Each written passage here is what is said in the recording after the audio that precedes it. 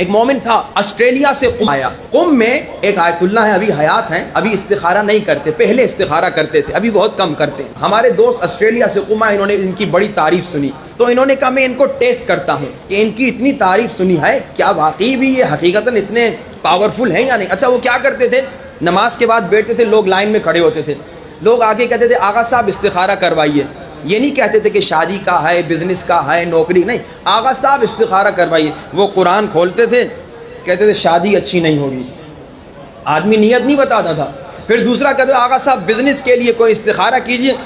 وہ یوں قرآن کھولتے تھے, یعنی وہ بتاتا نہیں تھا, خالی کہتا تھا استخارہ کیجئے. یہ قرآن کھولتے تھے, کہتے تھے بزنس میں کامیابی ہوگی, بسم اللہ شروع کرو. تو اس ہمارے دوست نے ان کی بڑی تعریف سنی تھی, اس نے کہا میں ٹیسٹ کروں, اور انہوں نے کہا کہ میں ان سے 2 استخارے کرواؤں گا, دونوں جھوٹے, یعنی کوئی نیت نہیں ہوگی, جا کے دیکھوں کہ انہیں پتہ چلتا ہے یا نہیں. لائن میں کھڑے ہو گئے, نمبر آیا, کہا ہا جگہ استخارے, آغا صاحب استخارہ کروائیے. انہوں نے یوں قرآن کھولا, دیکھ کر کہا جھوٹا استخارہ کیوں کروا رہے ہو. یعنی اتنی پاورفل شخصیت. اس نے کہا میرا ارادہ تھا, مجھے کوئی یقین تو ہوا, لیکن میرا ارادہ 2 استخارے تھا. میں پھر لائن میں کھڑا ہو گیا. کہا پھر میں لائن میں کھڑا ہوا, پھر میں نے نمبر آیا, میں نے کہا آغا استخارہ. انہوں نے قرآن کھولا, کہا 1 مرتبہ ٹیسٹ کیا, یقین نہیں آیا. 1 مرتبہ ٹیسٹ کیا, یقین نہیں آیا. کہا اب مجھے یقین آ گیا, اب مجھے یقین آ گیا کہ یہ کوئی عام ہستی نہیں ہے, اللہ نے انہیں ایک کمال کی طاقت دی ہے. اب جب سب لوگ چلے گئے, انہوں نے کہا, میں نے کہا آغا صاحب میں بہت دور سے آیا ہوں, آسٹریلیا سے آیا ہوں, مجھے کوئی ایسا نسخہ بتائیے جس سے مشکلات ختم ہو جائیں. آج کل مشکلات بہت زیادہ ہیں نا, آج کل تکلیفیں بہت زیادہ ہیں, مصیبتیں بہت زیادہ ہیں. انہوں نے کہا مجھے ایسا نسخہ بتا دیجئے جس کے ذریعے سے مشکلات ختم ہو جائیں. تو آیت اللہ نے کہا ایسا نسخہ بتاؤں گا, کیونکہ اتنی دور سے آئے ہو تبھی, ایسا نسخہ بتاؤں گا اگر اس پہ عمل کرو گے تو اگر چاہو پہاڑوں کو ہلا سکتے ہو.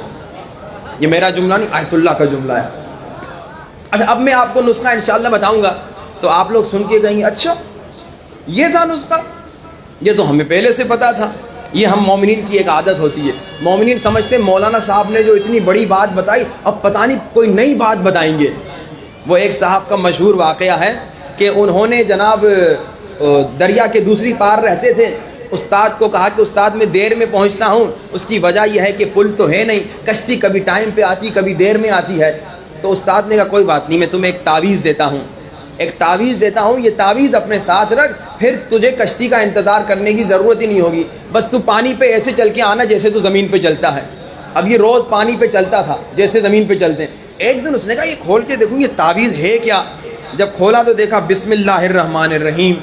کہا اچھا یہ تو مجھے بھی پتا تھا, یہ تو مجھے بھی پتا تھا. یہاں اس نے کہا یہ تو مجھے بھی پتا تھا, ڈوبنے لگا پھر نہ چل سکا. کبھی کبھار یہ پرابلم ہم میں ہوتی ہے, ہم کہتے ہیں بھائی یہ تو مجھے بھی پتا تھا, مولانا آپ نے اتنا بڑا چڑھا کے بس ویسے ہی خطابت میں آپ نے ایک بات کو بڑا کر کے پیش کیا, نہیں یہ حقیقتاً بڑی بات ہے. اور یہ نسخہ میں نے کراچی میں ابھی ایام فاطمیہ میں ایک جگہ پہ کہا 40 دن تک اس پہ عمل کریں, کوشش کریں 1 سال تک عمل کریں, کم سے کم 40 دن. پھر میں پڑھ کے واپس مشہد گیا. اب جیسے میں نے کہا تھا جب آپ پاک ہوں, گناہ نہ کریں, تو آپ کو جلدی جواب ملتا ہے.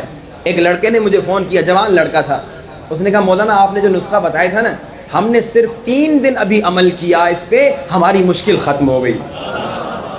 یعنی اتنا پاورفل نسخہ ہے, اتنا سپر پاور نسخہ ہے. لیکن اس پہ انشاءاللہ کوشش کیجئے گا کم سے کم 40 دن عمل کریں.